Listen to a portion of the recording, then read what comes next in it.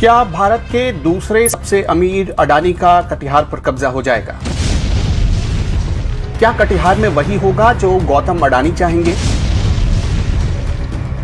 बिहार के कटिहार में इसको तैयार किया जा रहा है। 2017 में इसका जो है विधिवत शिलान्यास किया गया था।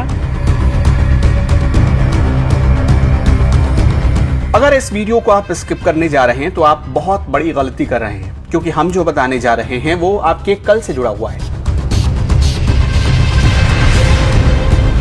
गौतम अडानी, इंडिया के सुपर रिच और नंबर 2 बिलियनियर, जिनकी कुल संपत्ति $25 बिलियन यानी तकरीबन 18 खरब से ज्यादा की प्रॉपर्टी के वो मालिक हैं। 5 साल में अडानी एग्रो की 21 एग्रो कंपनियां रजिस्टर्ड हुई। इनके तहत अडानी देश भर में ऐसे भंडारण घर तैयार कर रहे हैं जिनमें अनाज का स्टॉक हो सकेगा। इस भंडारण घर को साइलो कहा जाता है। पहले सेलो को समझना होगा, जो आमतौर पर लोग सेलो नहीं समझ पाते। सेलो है क्या? तो ये सेलो वो है जो पहले आप अमूमन देखते होंगे कि मिट्टी की कोठी तैयार करते थे। वो लोग अक्सर कहते थे ये कोठी है। ये सारी कंपनियां साल 2014 के मई से 2018 दिसंबर के बीच रजिस्टर्ड हुई हैं। ताज्जुब की बात तो यह है कि मई 2014 में ही मोदी सरकार ने सत्ता संभाली और मई के आखिरी हफ्ते में अडानी की 5 कंपनियों की फाइल पर साइन हो गया। उसके पहले कांग्रेस सरकार में भी 2 फाइलों पर साइन हो चुका था। किसान आंदोलन के बीच ये इशू बार बार उठाया जा रहा है कि अडानी लोगों से अनाज खरीदेंगे और फिर उसे ऊंची कीमत पर बेच देंगे। किसानों की चिंता लाजमी भी है।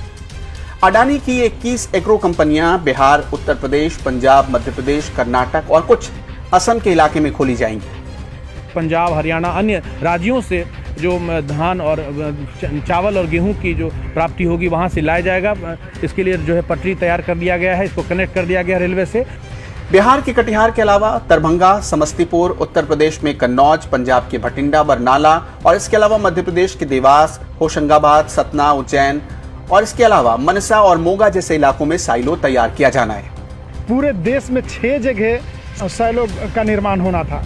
जैसे हरियाणा में 2 जगह, पंजाब में एक जगह, आसाम में 1 जगह, दिल्ली में 1 जगह और बिहार के कटिहार में 1 जगह। साइलो दरअसल दिखने में ऐसा होता है। बड़े बड़े स्टील के चैम्बर, जिन्हें आप गोदाम कह सकते हैं, वो तैयार किए जाते हैं और उनमें अनाज स्टॉक किया जाता है। लेकिन हम बात करते हैं कटिहार में बन रहे साइलो की, जिसकी कैपेसिटी 50,000 मीट्रिक टन अनाज भंडारण की है। इसे 50 करोड़ की लागत से तैयार किया जा रहा है, जिसमें सिर्फ गेहूं का भंडारण होगा। अब सवाल उठता है कि इतने बड़े ढांचे को खड़ा करने के लिए जमीन कहां से आई? तो अडानी ग्रुप को यह जमीन भारत सरकार ने मुहैया करवाई। सरकार की मेहरबानी देखिए कि एफसीआई की खाली पड़ी 60 एकड़ में से 20 एकड़ जमीन अडानी को दे दी गई।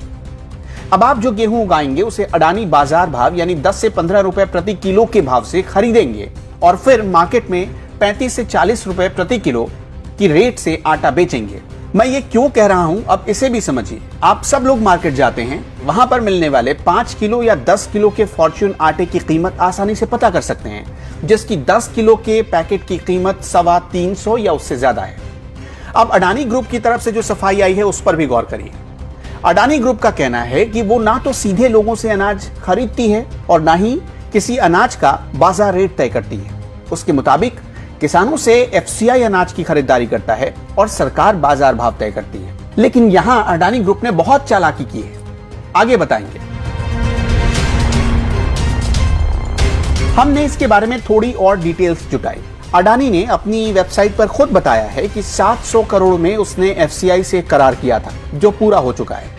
इस प्रोजेक्ट के तहत खाद्य सामग्रियों की हैंडलिंग यानी रखरखाव, बेस डिपो से खाद्यान्न का उठाव यानी खाद्यान्न उठाना, अनाज की साफ सफाई, भंडारण, उसका ट्रांसपोर्टेशन यानी एक जगह से दूसरी जगह ले जाना, ये सारे अधिकार अडानी के पास है।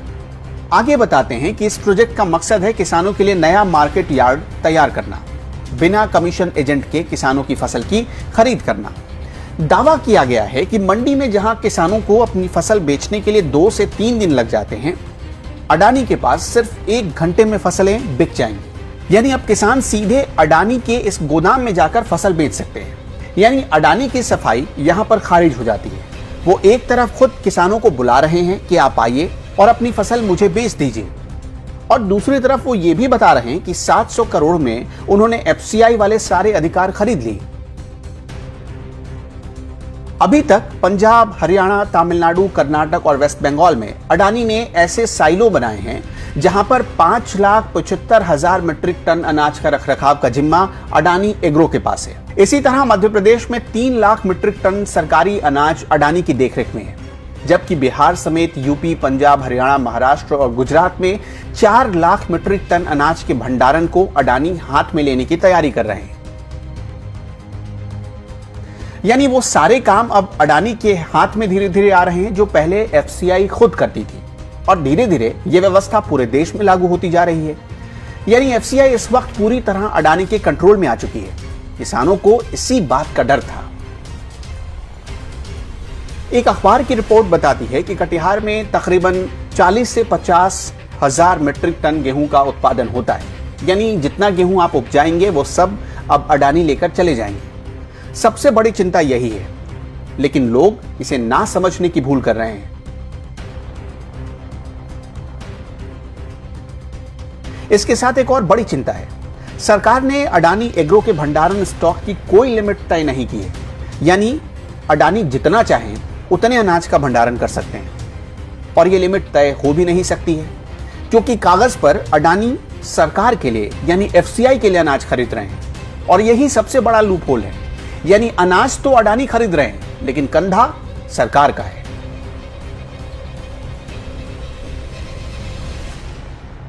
किसानों को दूसरा डर है कि कृषि बिल अगर लागू हुआ तो पूरा का पूरा एफसीआई अडानी के हाथों में आ जाएगा। फिर अनाज किस स्तर पर खरीदना है, किस स्तर पर बेचना है, यह भी अडानी ही तय करेंगे। यानी ये जो पूरी व्यवस्था की गई है, इसमें ना तो किसानों को कोई फायदा नजर आ रहा, ना ही आम आदमी को कोई फायदा दिख रहा है। फायदा अगर किसी का है तो अडानी का और सरकार का। लिहाजा कृषि बिल के विरोध के साथ साथ लोग अडानी का भी विरोध कर रहे हैं। और अगर आप कटिहार में बन रहे साइलो की तस्वीर को देखकर फूले नहीं समा रहे, आपको लगता है कि कटिहार अब बदलने वाला है, तो ये आपकी सबसे बड़ी गलतफहमी साबित हो सकती है। आखिरकार किसानों को यह डर क्यों है कि अडानी धीरे धीरे उनके खेतों और उनकी फसलों पर कब्जा कर लेंगे? इसका एक बहुत बड़ा एग्जाम्पल हमारे पास है। मोदी सरकार के सत्ता में आने के बाद अडानी ने सबसे पहले मुंद्रा में इंडियन ऑयल के डिपो के लिए 30,000 करोड़ में एक जॉइंट वेंचर किया था। यह जॉइंट वेंचर इंडियन ऑयल और अडानी के बीच हुआ था। यहीं से कहानी शुरू हुई। धीरे धीरे 3 सालों में इंडियन ऑयल के गैस सेक्टर पर अडानी का कब्जा हो गया। सबसे पहले 12 अगस्त 2018 आते आते अडानी को देश में 21 शहरों में गैस बिजनेस का लाइसेंस मिला। इंडियन ऑयल कॉरपोरेशन की गैस डिस्ट्रीब्यूशन अडानी के हाथ में आ गई और उसका नाम हो गया Indian oil Adani gas private limited.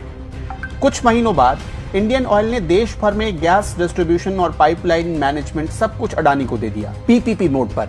इसमें पीएनजी यानी पाइपलाइन से घरों तक पहुंचने वाला गैस, एलपीजी यानी गैस सिलेंडर जो आपके घरों में मौजूद है, और सीएनजी तीनों शामिल है।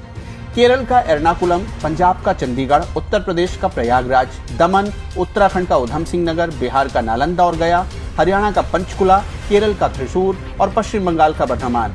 ऐसे दर्जनों इलाके हैं जहां पर इसका प्रोजेक्ट चल रहा है। ये इस वक्त सबसे ताज़ा और जीता जागता उदाहरण है। इसलिए कहीं फ्यूचर में फूड कॉरपोरेशन ऑफ इंडिया का नाम Adani food corporation of India ना हो जाए, बस इसी बात का डर खाया जा रहा है, और ये डर वाजिब भी लगता है।